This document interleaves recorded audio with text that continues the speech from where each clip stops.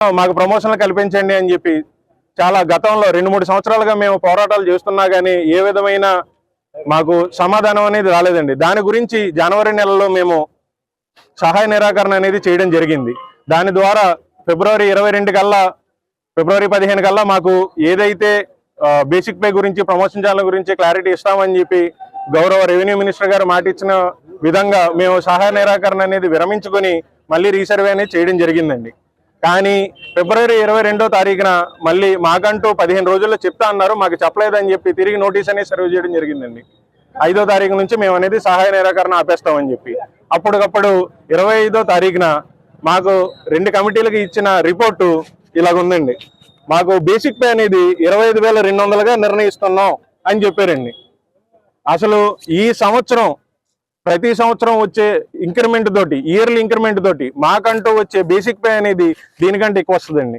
ప్రమోషన్లు ఇవ్వకుండానే మేము రిక్రూట్ అయింది గ్రేడ్ 3గా అండి. అసలు గ్రేడ్ 3గా రిక్రూట్ అవ్వడానికి గ్రేడ్ 2గా ఒకే ఎగ్జామ్ అనేది 2 గ్రేడ్లు ఇచ్చారండి. దాని గురించి గతంలో పోరాటం చేయగా మాకు గ్రేడ్ 2 అని చెప్పి గత ప్రభుత్వంలో నిర్ణయించారండి. కానీ ఏ ఫైనాన్షియల్ బెనిఫిట్, ప్రమోషన్ అనేది మాకు ఏది రాలేదండి. అలాగే మళ్ళీ ఇప్పుడు జరుగుతుందేమో అని చెప్పి చాలా భయంతో మేము ఈ ప్రమోషన్ల గురించి ఈ రోజు ఈ స్టెప్ అనేది తీసుకోవడం జరిగిందండి. ఈ బేసిక్ పే తోటి మా కుటుంబాలని ఎలా పోషించుకోవాలనేది కూడా మాకు అర్థం కావట్లేదండి. మేము రీసర్వేలో చాలా ముందు కార్నర్ స్టోర్గా ఉండి రాష్ట్రంలో అంతా కూడా మంచిగా జరుపుతూ స్కాచ్ అవార్డు కూడా తెప్పించామండి మన ప్రభుత్వానికి, మన డిపార్ట్మెంట్కి. కానీ ఈ డిపార్ట్మెంట్ అనేది మమ్మల్ని చాలా చిన్న స్థాయిలో చూస్తూ మాకంటే ఏం న్యాయం చేయట్లేదండి. దీని గురించి ఈ సహాయ నిరాకరణని మేము పాటిస్తున్నామండి కార్యాచరణగా. మా వినతి ఒకటే అండి, మాకు కూడా కుటుంబాలు ఉన్నాయి, మాకు కూడా కెరీర్లో గ్రోత్ అనేది కావాలి అన్న ఒక్క నినాదంతో మాకు బేసిక్ పే, ప్రమోషన్ ఛానల్ అనేది త్వరితగతిగా మాకు ఇవ్వాలని కోరుచున్నామండి. Thank you so much. Eluru జిల్లా ఉమెన్ సెక్రటరీ పనిచేస్తున్నాను.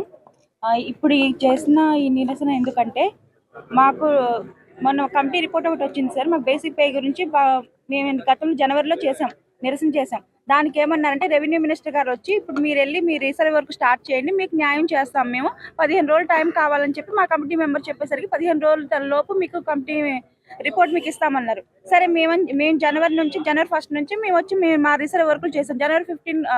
ఫిబ్రవరి 15 రావాల్సిన మా రిపోర్టు మేము మళ్ళీ రిటర్న్ ఫిబ్రవరి 23న నోటీస్ ఇచ్చాము. 25న వచ్చింది మాకు. ఏమని మేము ఏదైతే ఆ రోజు మేము నిరసన చేసే రోజే 13నే చెప్పామండి, క్లియర్గా చెప్పాము. మాకు బేసిక్ పే వల్లే ఇబ్బంది అవుతుంది, మాకు అందరికీ. ఇప్పుడు మేము లేడీ అయినా సరే, అబ్బాయి అయినా సరే, అమ్మాయి అయినా సరే, నేను చేసే విలేజ్కి నాకు డిప్యుటేషన్ వేసిన విలేజ్కి సంబంధమే లేదు. నాకు వేసిన village 50 kilometres up and down, 100 kilometres, 200 kilometres and ఎక్కడో చింతలపూడి నుంచి ఇక్కడ కైకలూరు వేసిన డిప్యుటేషన్ వేసిన రోజులు కూడా ఉన్నాయండి. అంత దూరం వెళ్ళి చేసినా మాకు ట్రావెలింగ్ అలవెన్స్లు కానీ ఎలాంటి బెనిఫిట్స్ కూడా మాకు ఇవ్వలేదు. మాకు ఇచ్చే శాలరీలో ఇప్పుడు మాతో పాటు జాయిన్ అయిన మా సచివాలయం ఎంప్లాయీస్ అందరికీ అదే శాలరీ, అదే సచివాలయం. పొద్దున 10ంటికి వచ్చి 5ంటికి వెళ్ళిపోతున్నారు. పైగా బండి కూడా బయటికి తీయట్లా. కానీ వన్స్ మేము బండి ఎక్కిన తర్వాత మళ్ళీ ఇంటికి వెళ్ళేదాకా అదే బండి మీద తిరగాల్సి వస్తుంది. అంటే మాకు ఇచ్చిన ఈ శాలరీతో మేము ఎలా నడిపేది? మా కుటుంబాలు ఎలా నడిపించేది?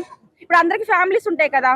వీళ్ళు ఇచ్చే శాలరీ మాకు పెట్రోల్కే సరిపోతే మేము ఫ్యామిలీని ఎలా లీడ్ చేసుకోవాలి? అందుకే మేము అడిగేది ఒకటేనండి, మేము వర్క్ చేస్తాం, చెయ్యము అనట్లా. మేము పొద్దున్న 7కి ఫీల్డ్కి వస్తే ఇంటికి వెళ్ళేసరికి 10-11 కూడా అవుతుంది.